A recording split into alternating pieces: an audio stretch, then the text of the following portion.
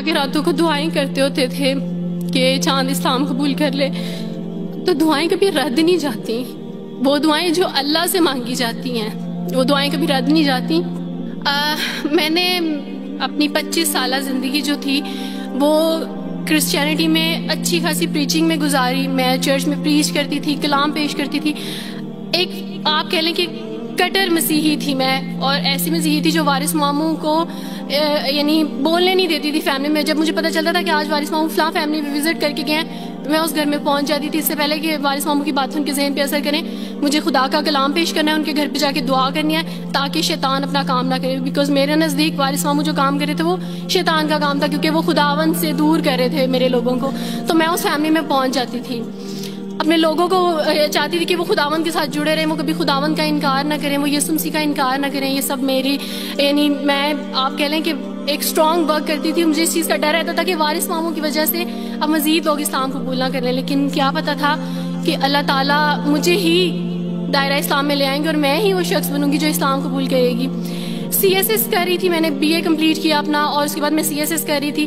اس کے دوران اللہ تعالیٰ نے مجھے یہ توفیق دی کہ اسٹڈی آف ڈفرینٹ ریلیجنس کی کتاب پڑھنے کے دوران یہ سبجیکٹ جب میں پڑھ رہی تھی تو مجھے پتہ چلا کہ اسلام ہی خوبصورت مذہب ہے.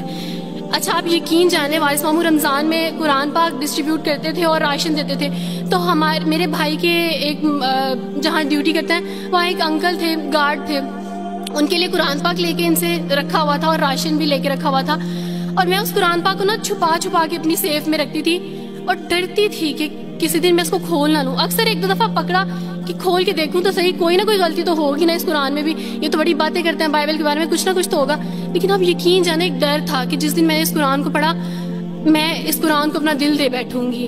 اور وہی ہوا کہ جب میں نے قرآن پڑھا تو میں اس پر ایمان لائے بغیر نہیں رہ سکی. ایک رات وارث ماموں کو کال کی اور ان سے کہا کہ 2 بجے کا لگ بھگ ٹائم تھا، اور ان سے کہا کہ وارث ماموں مجھے آپ سے ضروری بات کرنی ہے. تو انہوں نے کہا کہ کیا بات ہے بیٹی، کوئی زندگی موت کی بات ہے؟ تو میں نے کہا کہ ایسے ہی سمجھ لیں، میں رو رہی تھی. تو انہوں نے کہا کہ سب خیریت ہے. تو میں نے ان سے کہا کہ بس بغیر کچھ کہے آپ مجھے کلمہ پڑھا دیں وارث ماموں. اور وارث ماموں اور میں بالکل خاموش تھے. یعنی وارث ماموں کہتے ہیں کہ اس وقت مجھے لگا کہ جیسے میرا دل پھٹ جائے گا. مجھے یقین نہیں آ رہا تھا اپنے کانوں پہ کہ وہ جو سب سے بڑی رکاوٹ تھی وہ مجھے خود کہہ گیا کہ مجھے کلمہ پڑھا دیں. اور میں نے ان سے 5 منٹ کا یعنی اسپیس لی کال پہ، اور 5 منٹ میں میں نے دعا کی. لیکن اس کے بعد میں نے کہا کہ اگر میں حق پہ ہوں، سچ پہ ہوں، تو بس پھر خداوند اس کو ہو لینے دے. اور وہی ہوا، میں نے اسلام قبول کیا. اور سوچا تھا کہ CSS کمپلیٹ کرنے کے بعد فیملی میں اناؤنس کروں گی، لیکن اللہ تعالیٰ نے کچھ اور منصوبے بنائے ہوتے ہیں، انسان کے کچھ اور منصوبے ہوتے ہیں. آپ یقین جانے میری فیملی کو جلدی پتہ چل گیا. ایک رات میرے بابا نے وارث ماموں کو گھر بلایا اور ان سے کہا کہ ہم چاند کی شادی کرنا چاہتے ہیں، آپ اس سے پوچھ دیں کہ اگر کسی کو پسند کرتے ہو تو ہم اس کی شادی اس سے کر دیں، ہم جو ہے نا وہ اس کی مرضی کے خلاف نہیں جائیں گے. تو میں نے ان سے کہا کہ آپ ایسا نہیں کر پائیں گے. انہوں نے کہا کہ نہیں، ہم کر سکتے ہیں. مجھے یہ تھا کہ مجھے پچھتاوا نہ رہے کہ میں نے شاید اس دن پاپا سے بات کرتی تو پاپا مان جاتے. تو میں نے ان سے کہا کہ پاپا میں ایک مسلمان مرد سے شادی کروں گی، آپ ایسا میرے لیے کر سکتے ہیں؟ اگر آپ کسی مسلمان سے میری شادی کریں گے تو ٹھیک ہے، میں شادی کرنے کے لیے تیار ہوں. میری گھر میں ایک سناٹا چھا گیا، اور اس خاموشی کے بعد جو ہے یعنی سب فیملی والے رونے شروع ہو گئے. انہوں نے کہا کہ آپ اپنے مذہب میں واپس آ جاؤ. لیکن یہ ہے کہ میں دین اسلام قبول کر چکی تھی. آپ یقین جانے جس طرح لوگ مختلف ہیں اسی طرح ان کے مسائل بھی مختلف ہیں. مجھے مینٹلی بے انتہا ٹارچر کیا گیا. مینٹلی مجھے یعنی اس چیز کا احساس دلوایا گیا کہ ماما پاپا روتے ہیں. میرے پاپا نے آپ یقین جانے خود کو پھانسی لگانے کی کوشش کی میری آنکھوں کے سامنے. میری ماما نے خود پہ پیٹرول ڈال دیا اور خود کو جلانے کی کوشش کی میری آنکھوں کے سامنے. اور میں اپنے روم میں بیٹھی یہ کہتی تھی کہ اللہ اگر میں حق پہ ہوں نا تو میری فیملی کو کچھ نہیں ہونا چاہیے.